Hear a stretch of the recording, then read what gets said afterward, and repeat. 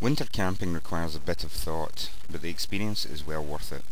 Here are some tips which will help to make for a pleasant trip. Always check the weather forecast so that you know exactly what to expect.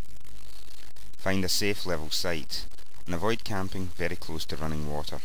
It will be colder there and there is always the danger of flooding. Check above you for dead branches hanging in the trees.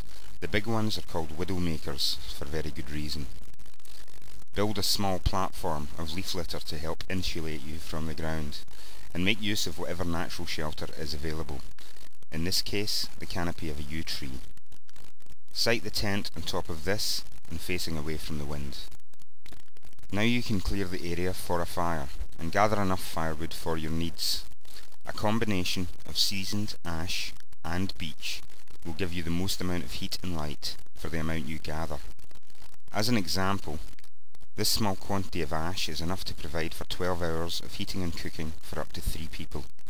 Gather other types of wood and you will need up to 4 times as much. Use a reflector behind your fire, in this case a sawn log. It will reflect heat back to you. Use a fork stick to dry your boots, and at night hang your boots on one in the porch of the tent to keep them off the ground. With that all done, it's time for lunch, and in this case, trout. Good idea to take something to insulate you when sitting. A foam mat or even a plastic bag will help, or in this case, reindeer skin. Managing your fire is a skill worth developing. Remember, it is a living thing requiring fuel and oxygen, and will respond to a bit of TLC more than bullying. After 4 hours, it will require less attention from you, and after 6, the embers alone should be enough to keep you warm. Some inquisitive owls might join you for the evening, and when you hear that classic twit-twoo, be aware that the twit is from the female, and the twoo the male responding. Time for a bit of stargazing. The plough directs you to finding Polaris, the North Star. Take a pillowcase and pack it with spare clothes.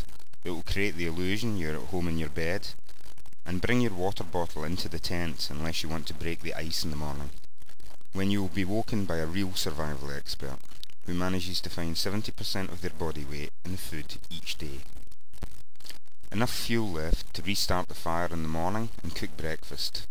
Belizean omelette, spicy. Some real coffee to kick-start the day, and we are ready for the tidy up, leaving no trace that you were ever there, and then you are free to explore the day ahead.